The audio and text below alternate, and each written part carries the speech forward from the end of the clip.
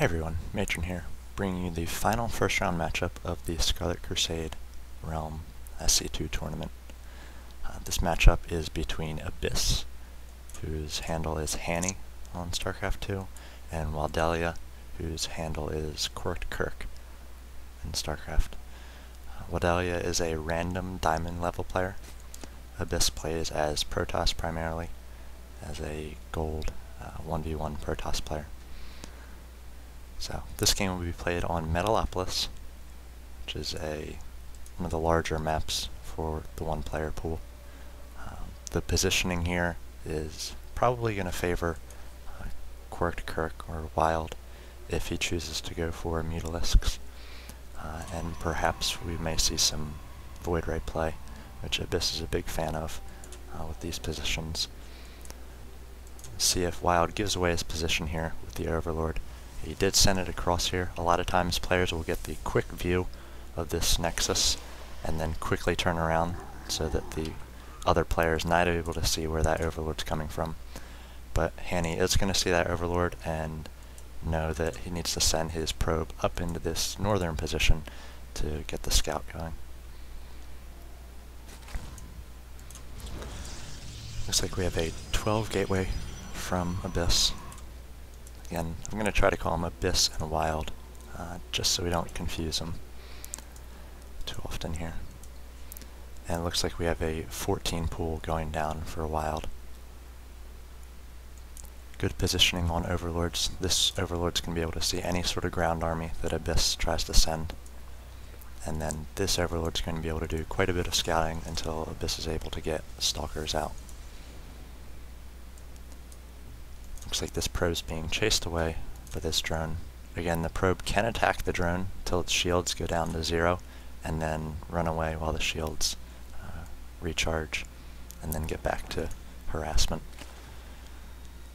Looks like Wild is getting gas up relatively early, so we may see quick Zergling speed.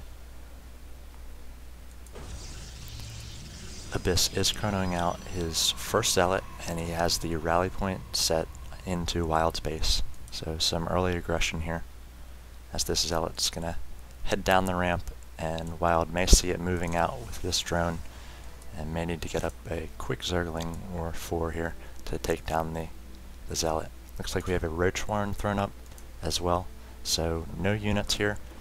Looks like 2 Queens being queued up.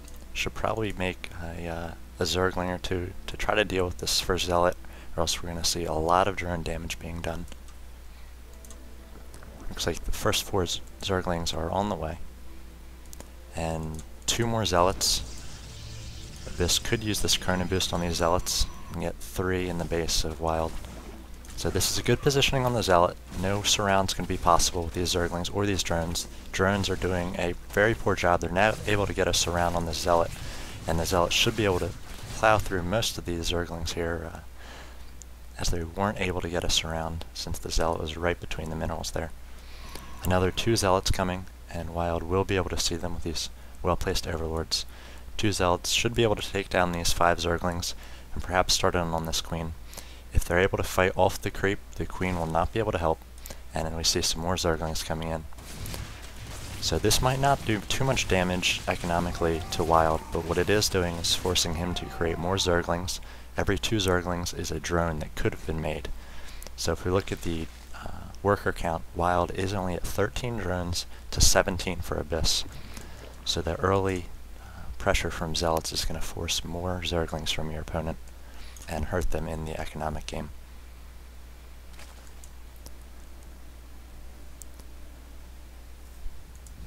Looks like we have Warp Gate Tech researching and 2 Stalkers coming out here. So Abyss will be able to start picking off Overlords with these Stalkers. Wild is transitioning to Lair here, so Lair Tech coming very early, and no second gas going up yet.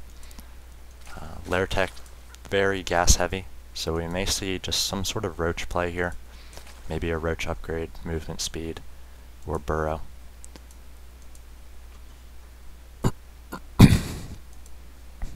Two gas going for Abyss, though we do not, well, actually yes, we do see this Stargate down and a Void Ray being chronoed out So that's something these roaches are not going to be able to handle.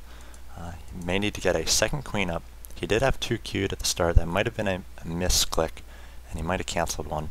Looks like these zerglings and roaches are going to head out.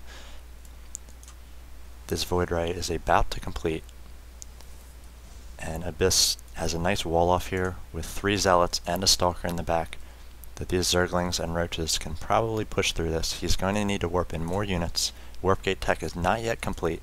Should probably get a sentry here, and he's going to be able to do some force field on his ramp. Looks like Abyss is going to try to charge this void ray on the queen. It's going to get all the way charged up, take down this queen. We see this encounter at the bottom of Abyss's ramp here. The zerglings are going to be able to push through a zealot, which is focused down by these roaches, and Abyss is going to have to pull back. He is pulling back with this void ray and losing the charge. He's going to have to come in here and try to take down, should be charging up on these weak roaches. Looks like he's going to do just that. Should be able to finish up these roaches, and he needs to run these workers away. They're going to take a lot of damage from these roaches. He needs to live to mine another day with these probes. He can possibly try to keep this charge alive on his own buildings and transition over into Wild's base, but Wild did throw up Hydralisks and did get a second gas, so these Hydralisks are going to be able to take down these void rays now. The Hydralisks attack very quickly. If the void rays are not charged, then they're not going to be able to kill the Hydralisks in time. So that void ray could have done a lot of damage to Wild. Did kill 1 queen, but he was Abyss was forced to pull the void ray back. He possibly could have won the game there, or at least taken down some important tech structures if he was able to leave that void ray in Wild's base. But a good attack, good timing on Wild's part with those few zerglings and the roaches. Wild's now throwing down an expo. If you look at the worker count, 1917. A bit of harassment on both sides, so worker count is low. Looks like the Hydralisks are going to pick off this sentry. One thing you have to watch is these Zerg, especially with the Overlord. They are going to have sight right along the pathway here. So if you're going to take your units and attack by ground, you want to stay on the inside of this map, so no Hydralisks or roaches can attack. Looks like Abyss has a small army now, and just a few void rays supporting zealots and a sentry. Third gateway going up. Traditionally you can fund about 4 gateways and 1 other unit producing building off of a single base. Both players need to keep pumping out harvesters. Wild does have a second hatchery up now, creating another queen and a number of Hydralisks.